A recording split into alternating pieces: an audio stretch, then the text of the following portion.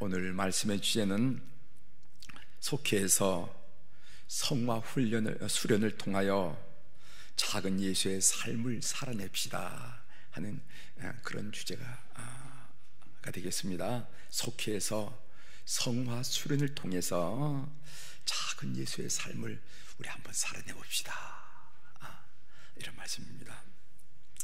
오늘은 존 웨슬리의 성화 네 번째 시간입니다.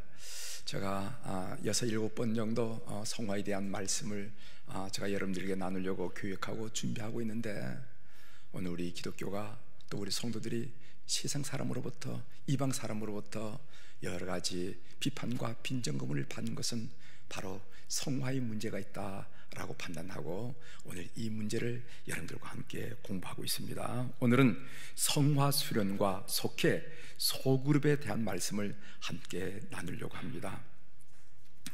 오늘 우리가 읽은 본문 말씀은요, 존 웨슬리가 1748년부터 1788년까지 14차례 이상이나 설교할 정도로 아주 사랑했던 본문입니다. 웨슬리는 이 본문을 통해서 성화의 삶을 살지 못하고 실망스러운 열매를 맺고 있는 신도들을 경계하고 있어요. 하나님은 이사야 선지자를 통하여 말씀하고 있습니다.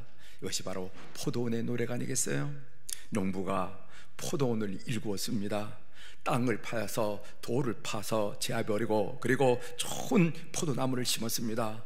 망대를 세우고 술틀을 파서 그럴듯한 포도원을 만들었습니다. 좋은 포도 가을철에 맺기만 하면 됩니다. 그런데 포도철이 되어 보니까 사람이 못 먹을 들포도를 맺히고 말았어요. 뭔가 먹으려 하니까 시큼하고 쓰고 도저히 포도가 안 됐어요. 농부는 실망했습니다. 그래서 울타리를 헐어버리고 짐승의 놀이터를 만들어서 포도원을 망가뜨리고 말았다 하는 이야기가 오늘 포도원의 이야기입니다. 존 웨슬리는 설교에서 질문합니다. 왜 여러분은 아직도 들포도를 맺고 계십니까? 어떻게 변명하시려고 그러십니까? 주님 앞에, 하나님 앞에 어떻게 변명하시려고 아직까지 들포도를 맞고 계십니까? 하면서 이 본문을 중심으로 설교를 하면서 우리 감리교 교도들 향해서, 신도들 향해서 호소하고 책망했던 것을 우리가 알게 됩니다. 왜 여러분은 아직도 들포도를 맺고 있습니까? 어떻게 변명하시려고 하십니까? 이 이야기는 그가 설교했던 내용 그대로입니다. 그대로예요. 오늘 우리가 함께 경청해야 할 말씀이라 이렇게 생각합니다. 성령은 성화 수련을 통해서 우리 성도들을 성화시킵니다. 성령은 성화 수련을 하지 않는 성도들을 성화시키지 않습니다. 성화시킬 수가 없습니다. 그렇기 때문에 존 웨슬리는요, 매 연회 때마다 성화 수련을 강조했습니다. 오늘날 우리 감리교회는 연회를 가보면은요, 의논하고 의결하는 일이 많은데, 초창기 감리교도는 뭐라고 가르쳤냐면은 성화 수련을 위해서 탕부하고 고민한 말씀이 많다는 거예요. 웨슬리 자신도 1738년부터 1739년까지 자신의 영적 성장을 위해서 자기 점검표를 만들었어요. 이것을 보고 셀프 리플렉션이라, 자기 점검표를 만들어서 부지런히 자기 성화 수련했던 것을 압니다. 주일 저녁에는 무엇을 체크하고, 매일 저녁에 무엇을 체크하고, 월요일 날, 화요일, 수요일, 목요일, 금요일, 토요일, 여러분들에게 다 소개하고 싶지만은 그 내용이 너무도 많기 때문에 여러분 소개할 수가 없어요. 그는 자기 점검표를 만들어서 어떻게 하든지 작은 목자의 삶을 살려고 스스로 노력했던 것을 우리가 보게 됩니다. 이런 내용의 글을 신문 칼럼에서 봤습니다. 출산한 엄마는 아기 의식이 강력해진다. 아기 의식은 출산했다라는 행위 하나로 생기지는 않는다. 매일 기저귀를 갈아주고 하루에 10번도 넘게 젖을 물리며 아기의 눈을 마주치는 일상이 반복되어야 한다. 그래야 엄마 안에 아기 의식이 자라게 된다. 엄마는 무한 반복되는 사랑의 연습과 훈련을 통해 아기 의식이 강해지는 것이다. 이런 얘기했어요. 아기를 낳았다는 행위로만이 그 아기를 낳은 엄마의 마음속에 아기 의식이 생기는 것은 아니라는 겁니다. 우리는 가끔씩 삶이 어려워서 아기를 낳아가지고 애국에다 입양시키는 그런 경우를 보게 됩니다. 그 엄마는 평생 동안 부모로서 삶을 제대로 살지 못했다는 부담감은 갖고 살았지만은 그 마음속에 아기의식은 없어요. 이 아기의식은요, 끊임없이 저절을 물리면서 기저귀를 갈아주면서 눈을 마주치면서 이럴 때 아기의식이 생긴다는 것입니다. 성화 수련도 마찬가지라고 생각합니다. 일주일에 단 한 번 교회 와서 예배드린다고 성화되는 것은 아니에요. 절대로 그렇게 되지 않습니다. 매일 매순간 성화 수련을 해야 한다는 것입니다. 웨슬리는 성도들이 성화 수련을 위해서 부단히 은총의 수단을 이용해야 할 것을 고민했습니다. 교회 여러분, 은총의 수단이라는 말 들어보셨어요? 여러분 다 들으셨는데 안 들은 척 하시는 건 아니시죠? 네. 은총의 수단, 우리 감리교인들은 은총의 수단 말을 다 들어보셨으리라 생각합니다.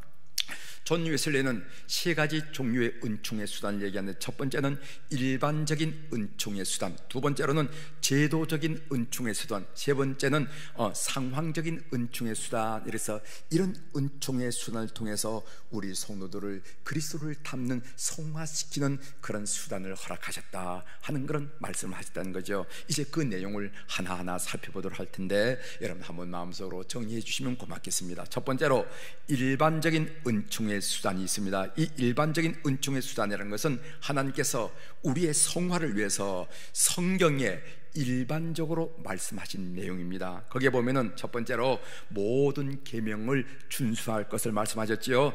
율법과 계명의 역할이라는 것은 단순히 죄를 깨닫고 예수 그리스도께로 인도하는 역할만이 아니라 성화를 완성시키기 위해서 계명과 율법을 주셨다는 것입니다. 그리고 두 번째로는 자기를 부인하는 것. 여러분 보면 자기를 부인하고 하는 말씀이 많이 나오잖아요.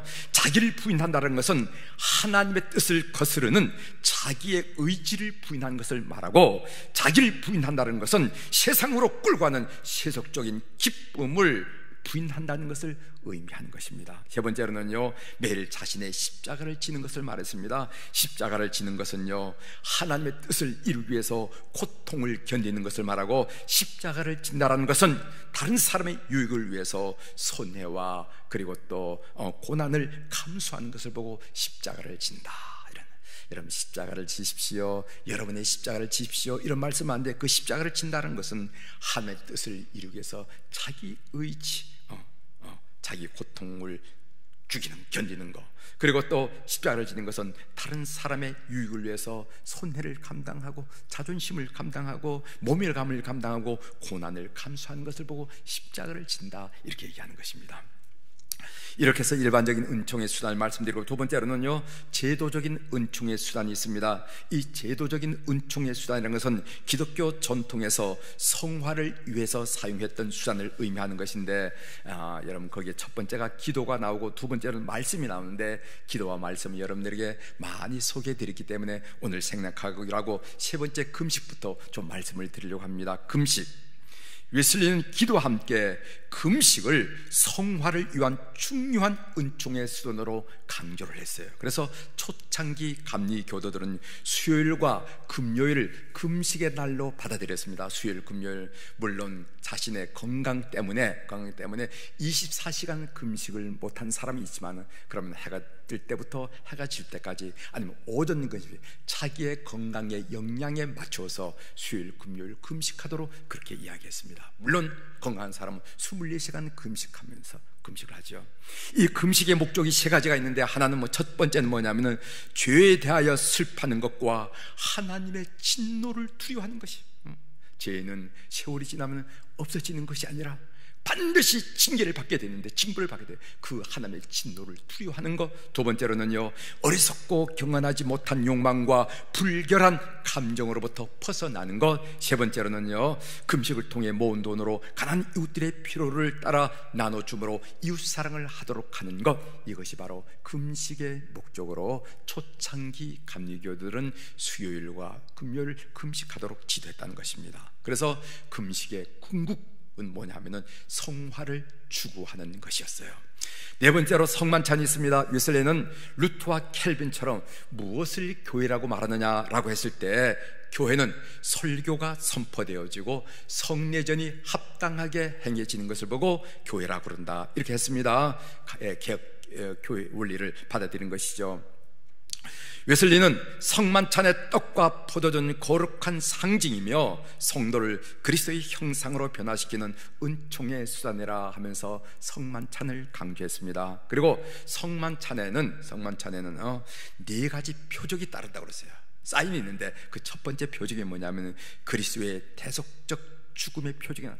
그래서 예수 그리스도의 속죄의 피를 마심으로 우리의 죄가 용서됐다는 그런 표적. 두 번째로는요, 현재적 은혜의 표적이 나타난다고 그랬으면 이것은 내가 하나님 주님 안에, 주님이 내 안에 가는 것은 그런 신비적 합일의 경험을 하게 된다는 겁니다. 세 번째는 뭐냐면은 천국의 표적. 이것은 뭐냐면은 장래에 경험할 천국의 대향연, 큰 잔치를 미리 맛보는 것이 성만찬이라고 그랬어요. 그리고 마지막 네 번째로는 성도의 교제의 표적이 일어나는데, 한 떡을 떼면서 우리는 한 몸이 되었다. 이름도 다르고 성별도 다르지만 우리는 한 몸이라는 의식을 바로 이 성만찬을 통해서 경험한다 하면서 성만찬이 하나님의 은총의 수단이라 하는 것을 강조했습니다. 그 다음에 다섯 번째, 성도의 교제입니다. 웨슬리는 성도는 고립되어 신앙생활을 할 수 없다는 것을 강조했어요. 복잡한데 혼자 성경 읽고 기도하고 신앙생활 하면 될 거 아니냐. 웨슬리는 천만의 말씀이라고 그랬어요. 성도는 홀로 고립되어 신앙을 성공할 수 없다고 얘기했습니다. 감리에는요, 성도의 교제가 있는 속회 회원권을 3개월마다 갱신했는데, 갱신할 때 3번 이상 속회에 결석하면 회원권을 박탈했어요. 그래서 1747년 게이트헤드라는 곳을 방문해서 회원을 심사했을 때 800명의 교인이 400명으로 줄어들 정도로 그럴 경우도 있었어요. 그러나 초기 감리교회는 숫자에 연연하지 않고, 우리가 몇 명이다, 우리 교인, 그거 신경 쓰지 않고 성도를 하나님의 사람으로 세우는 일에 집중을 했습니다. 그만큼 속회, 소그룹을 통한 성도의 교제를 중요하게 생각했다는 것입니다. 사랑하는 우리 교회 지도자 여러분들, 제가 소그룹을 강조하는데 이것이 바로 감리교 정신이에요. 감리교. 소그룹이 없으면 우리는 아무것도 아니라는 것을 여러분이 아시고, 소그룹에 이제까지 깊은 관심을 기울이시면 더 큰 관심을 여러분들께 호소합니다. 그 다음에 여섯 번째는 기독교 고전 읽기입니다. 웨슬리는요, 성도들의 마음의 성결과 경건 훈련을 위해서 항상 기독교 고전을 읽으라고 고민을 했습니다. 특히 말씀을 가르치는 위치에 있는 사람, 목사, 전도사, 속히 인도자, 장로 등 말씀을 가르치는 입지에 있는 사람들은 오전 6시부터 12시까지 기독교 고전을 꼭 읽어서 영성 훈련을 해야 된다, 이렇게 강조까지 했습니다. 일곱 번째, 찬양입니다. 찬양은 하나님과의 아름다운 영적 관계를 형성시켜주고 영적인 성장과 성숙을 불러일으키는 중요한 수단입니다. 특별히 찬양은요, 우리 감리교의 신학과 감리교의 교리를 시적으로 담아내는, 표현해주는 가장 중요한 방편에 있어요. 그래서 여러분들, 우리가 지금 보는 이 찬송가 있잖아요. 찬송가 왼쪽에는 그 작사자가 나오는데, 그게 찰스 웨슬리라는 분이 많이 나옵니다. 찰스 웨슬리는 누구냐면 존 웨슬리의 동생으로서 함께 그들이 찬양 사역을 했던 분이에요. 그래서 우리 감리교회는 무슨 말인가 하면은, 감리교 설교는 1마일 퍼져나가지만은 감리교 찬송은 2마일 퍼져나간다 라고 하는 말이 생길 정도로 우리 감리교는 찬양을 중요시 여기고, 찬양을 통해서 우리 감리교의 교리와 원리와 신학을 담아냈다는 것을 여러분이 기억하시길 바랍니다. 그래서 웨슬리 형제는 평생 50년 동안에 60여 권의 찬양집을 만들었다 하는 것도 기억하시고, 그 찬양집에서 오늘 우리가 사용하는 그런 찬양곡들이 많이 우리 교회에 나왔다는 것도 여러분이 기억해 주실 필요가 있습니다. 이렇게 두 번째 은총의 수단을 말씀드리고, 세 번째 상황적 은총의 수단에 대해서 말씀드리겠습니다. 상황적 은총의 수단은 생활의 성경을 위해서 필요한 은총의 수단인데, 즉 사랑의 실천을 통해서 예수님을 닮아가는 것을 말하는 것입니다. 그래서 첫 번째는 선행의 실천을 꼭 하라는 것입니다. 환자를 방문하고 가는 사람에게 나눠주고 갇힌 자를 돌보고 각종 사랑의 실천을 꼭 하라는 것이 우리 감리교의 전통이에요. 존 웨슬리는 다음과 같은 크리스천의 삶의 원칙을 갖도록 했는데 한번 들어보시길 바랍니다. 크리스천의 삶의 원칙: 내가 할 수 있는 모든 선을 행하라. 내가 할 수 있는 모든 수단을 동원하여 내가 할 수 있는 모든 방법으로 내가 할 수 있는 모든 곳에서 내가 할 수 있는 모든 시간에 내가 할 수 있는 모든 사람에게 내가 할 수 있는 한 오랫동안 선을 행하라, 이렇게 얘기했어요. 선행을 강조하는 감리교라는 것을 아실 필요가 있습니다. 두 번째로는 경제적인 나눔입니다. 웨슬레는 경제적인 나눔을 아주 중요한 성화의 수단으로 보았습니다. 돈 사용 3대 원리가 있는데, 우리 감리교의 돈 사용, 첫 번째로는요, 할 수 있는 대로 많이 벌라. 두 번째로는 할 수 있는 대로 많이 저축하라. 세 번째는 할 수 있는 대로 많이 나누라, 이거예요. 그래서 할 수 있는 대로 많이 나누라, 이것을 가장 중요하게 썼습니다. 웨슬리는 이런 얘기를 한 적도 있습니다. 도대체 성화라는 게 뭐냐? 성화라는 것은 우리에게 주신, 하나님이 우리에게 주신 물질, 재능, 은사를 이웃에게 나눔으로써 하나님께 다시 돌려드리는 생활, 이것이 바로 성화야, 이렇게 가르친 적이 있어요. 하나님께 우리에게 주신 것이잖아요. 이것을 이웃에게 나눔으로 말미암아 하나님께 돌려드리는 것을 보고 성화라고 그런다, 이런 얘기입니다. 선행으로 우리 신앙 인격이 성장한다는 것을 여러분 기억하시길 바랍니다. 우리의 몸도 먹기만 하고 영양을 적절하게 소비하지 않으면요, 건강해질 수가 없어요. 많은 성인병의 원인은 영양을 소비하지 않는 운동 부족에서 온다는 것을 여러분 상식적으로 알지 않습니까? 영적 건강도 마찬가지라는 것입니다. 하나님의 은혜를 받기만 하고, 하나님이 이런 은혜를 베풀어 주셨어요. 하나님 우리 가정에 이런 은혜를 베풀어 주세요. 받기만 하고 봉사하지 않으면요, 영적 건강에 빨간 불이 들어오기 시작한다는 것입니다. 오늘 여러분들에게 전교인 1인 1사역을 소개해드리는데, 우리 사랑하는 교우들이 깊이 고려하시기 바랍니다. 이것은 여러분들의 영적 건강을 위해서 반드시 꼭 필요한 일이다, 여러분들 건강하게 세우기 위해서 반드시 필요한 일이다 하는 것을 꼭 기억하시고, 어떤 영역에서든지 여러분의 시간, 여러분들의 재능, 은사를 따라서 주님을 섬기는 그런 일에 꼭 참여하시기를 주 이름으로 부탁을 드립니다. 웨슬리는 특별히 속회를 통한 성화 수련을 강조했습니다. 여러분, 속회의 목적은 단지 행정적인 조직이나 양적 성장을 위한 것이 아니라 성화 수련이라는 질적 성숙을 도모하는 것입니다. 사랑하는 교회 여러분, 속회의 목적은 성화 수련임을 여러분 잊지 마시기를 바랍니다. 속회의 목적은 뭐냐면 교인들을 조직하기 위해서 하는 게 아니에요.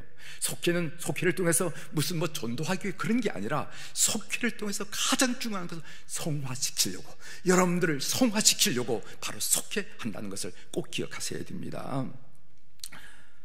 초기 감리교의 속회에서는요, 매주 속회로 모일 때마다 속장이, 오늘 바로 속회 지도자지요, 속회 지도자가 다음과 같은 질문을 하면서 속도들의 성화를 점검했습니다. 그 질문이 뭐냐면 네 가지인데, 하나는 일주 동안 무슨 죄를 졌습니까? 두 번째로는요, 일주 동안 무슨 유혹을 받았습니까? 세 번째로는 그 유혹을 어떻게 물리치셨습니까? 네 번째는 일주일 동안 무슨 선행을 하셨습니까? 무슨 선행을 했습니까? 이 네 가지 질문을 반드시 하도록 되어 있어요.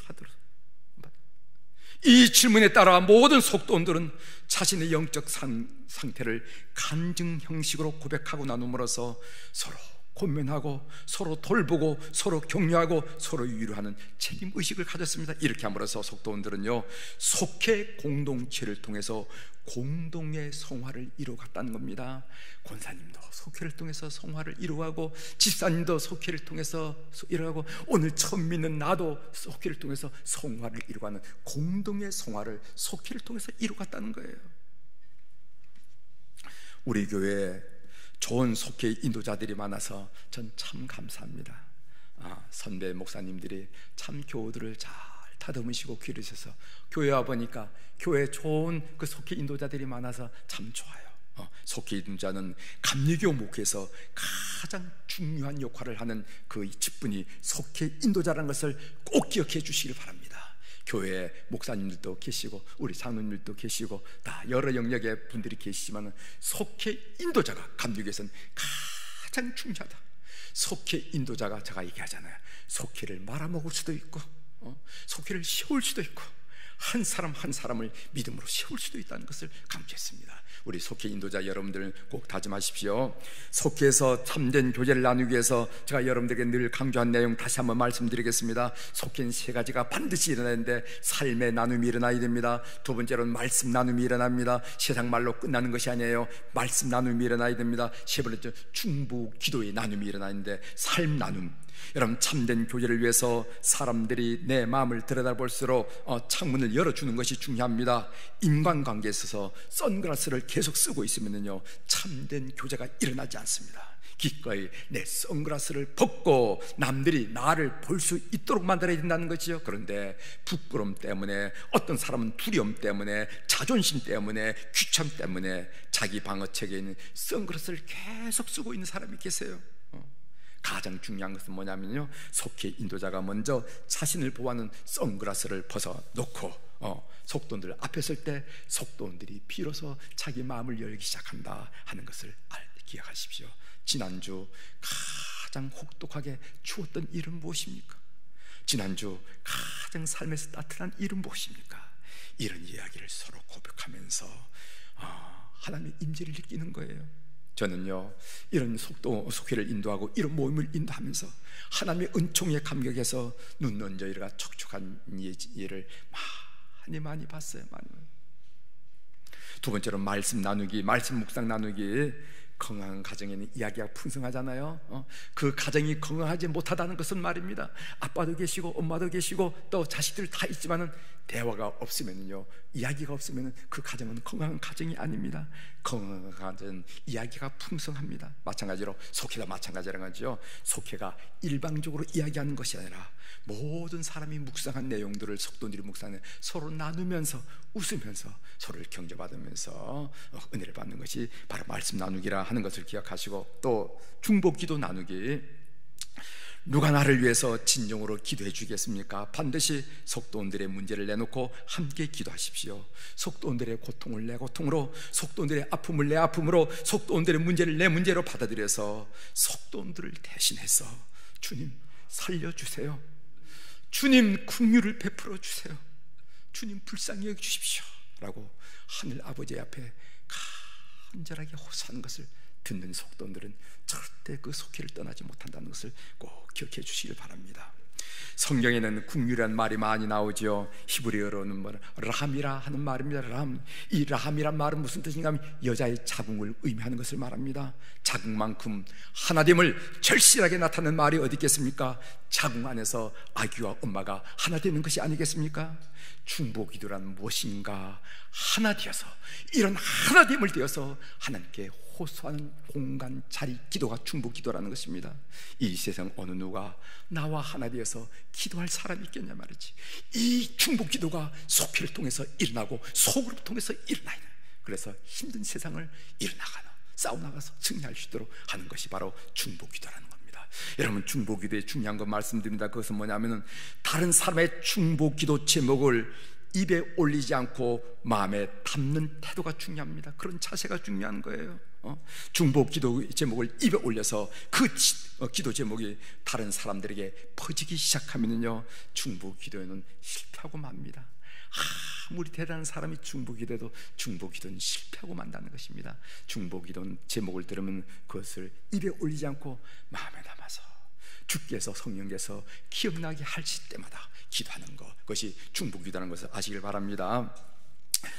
어느 목사님이 이런 간증을 했습니다. 나가는 말로 말씀을 드리겠어요. 한 교우가 김천에서 고령 설렁탕이란 음식점을 한답니다. 이분은 목사님께 저는 설렁탕 한 그릇을 끓여도 주님을 대접한다는 마음으로 끓입니다 라고 말하더랍니다. 그래서 최고의 식자재를 쓰고 정성을 다한다는 것이죠. 설렁탕에는요 식자재 중 뼈가 중요하답니다. 좋은 뼈를 10시간 정도 우리면은요 뽀얀 국물이 나온다는 것이죠. 하루는 뼈 가게의 주인이 실수로 품질이 떨어진 뼈를 보내왔어요. 뼈를 우리면은 뽀얀 국물이 나와야 되는데 누런 국물이 나오다는 거예요. 그래서 항의했다니까 뼈 가게 주인이 이런 얘기를 하더라는 것이죠. 사장님, 시간이 이미 늦었으니까 오늘 하루만 커피 프림을 좀 타서 사용하세요. 그러면 국물 색깔이 좋아집니다. 그렇게 그런 커피 프림을 타야 되겠죠. 그 다음날 아침 설렁탕 가게 문에다가 방을 붙였습니다. 오늘은 식자재가 나빠 장사를 못하게 되었습니다. 죄송합니다. 이것이 바로 일상에서 성화된 삶이고, 이런 이야기들이 풍성하게 우려나는 곳이 속회라는 것입니다.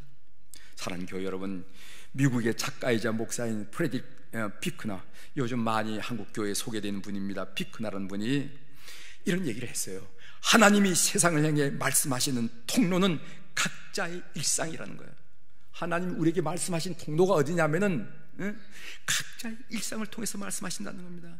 하나님이 끊임없이 일하고 계시는 일상에 주의를 기울여라 라고 권면을 했어요. 속회에서 성화 수련을 통하여 사소하고 평범하고 일상적인 삶에서 작은 예수의 삶을 살아가는 우리 교우들이 되길 바랍니다. 그리고 속회마다 이런 감정이 풍성하게 되기를 주의 이름으로 축원합니다. 기도하시겠습니다.